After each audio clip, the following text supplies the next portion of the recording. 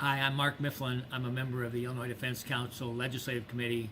Just want to give you a very brief report following the election. Today is November 7th of 2018, the day after the election.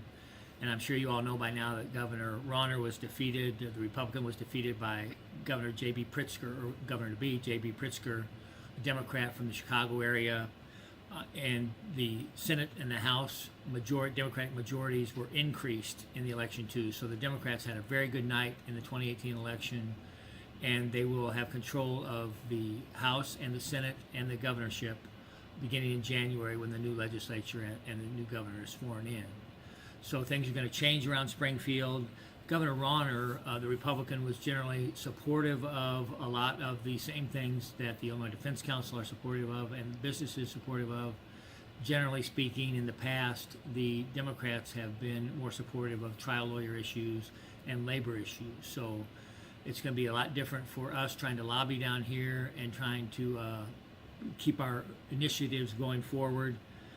We also lost a couple of members, several members of the House and the Senate, particularly Senator Chris Nybo and Tom Rooney were defeated, and it looks like Senator Michael Connolly may also have been defeated, and all three of those guys were friends of the insurance industry and the Defense Council and business interests in the legislature.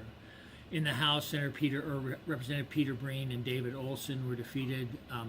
There could be a change in some of these because a lot of them are very, very close, but it looks like that's going to happen. So there's going to be even less members of the General Assembly that understand and support our issues, and of course with the governor and the both houses of the legislature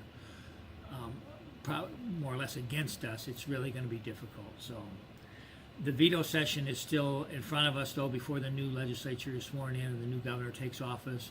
That's the week of November 13th. There's 3 days, and then the week of November 27th, the second week where the bills change houses for 3 days, if all those days are necessary. And there could be 1 or 2 more days scheduled in January before the new legislature is sworn in for other issues. The veto issues all have to be resolved by then, but there could be other issues that come up that the old legislature wants to address. Frankly, that won't be as likely now, I don't think, because the Democrats will wait until they have Democratic control of the governorship, too, so they can take care of things that way. So that's where we are. We are still following 2 bills very closely in the veto session. Senate Bill 1737 is an insurance bill dealing with reinsurance collateral and division of companies. It also includes some insurance rate regulation and work comp cases, and it's very likely that that bill will be called for an override. The governor vetoed the insurance rate regulation and work comp cases out of that bill. It's likely that will be called for an override and probably will be overridden by the current legislature in the veto session. The next bill, the other bill, is Senate Bill 904. That's an Illinois State Medical Society bill dealing with the collection of medical fees by medical providers in work comp cases. That bill allows the medical provider, under certain circumstances, to go to court, even during the course of the work comp case, to go to court to collect their fees. And the business community and the insurance companies were all opposed to that because they don't want to be fighting 2 battles at once. But that bill is facing some strong opposition, strong support for the veto, opposition to the override motion. So it's not clear yet what's going to happen with that bill.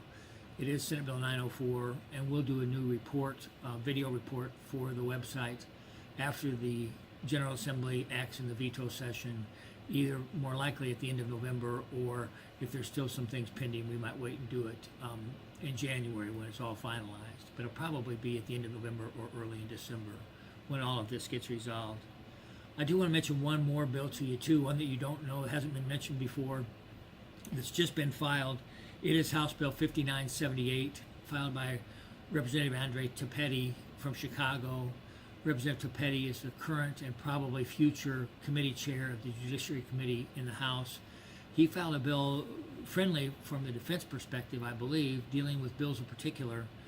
And what it says that if a bill in particular is granted and the plaintiff is ordered to file the additional information, if there is not compliance with that order, and the defendant is forced to go back to court to enforce the order for the bill of particulars, that you can recover your attorney's fees for that pursuit of the order enforcing the bill. So that's an interesting, we haven't talked to Representative Petty about that yet. We will do that, and we will see what he's got in mind.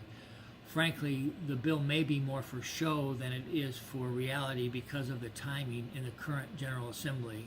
So we'll have to talk to him and see what he's got in mind, see if this will come up again in January, or see if he's just trying to make a point with this.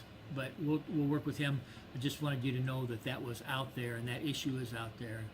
Certainly, if you have any strong thoughts about that bill, or if you've had any problems with bills in particular in the past, if you want to just send a note to the Illinois Defense Council email, we'll get that and we'll get it to the Legislative Committee so we'll have a better perspective if there are any particular problems. I know they don't happen very often in our civil cases, but if there is a problem, let us know and we'll be glad to follow up on that.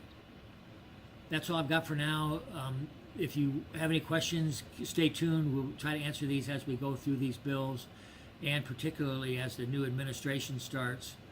The General Assembly bills will have to be refiled or new bills filed beginning in January when the new legislature is sworn in. So we're going to start all over again, and we'll keep that list up to date. And if you have any thoughts or questions or concerns, let us know. The Legislative Committee is glad to work with you and any of our members to try to resolve any issues you might have. So, thank you very much.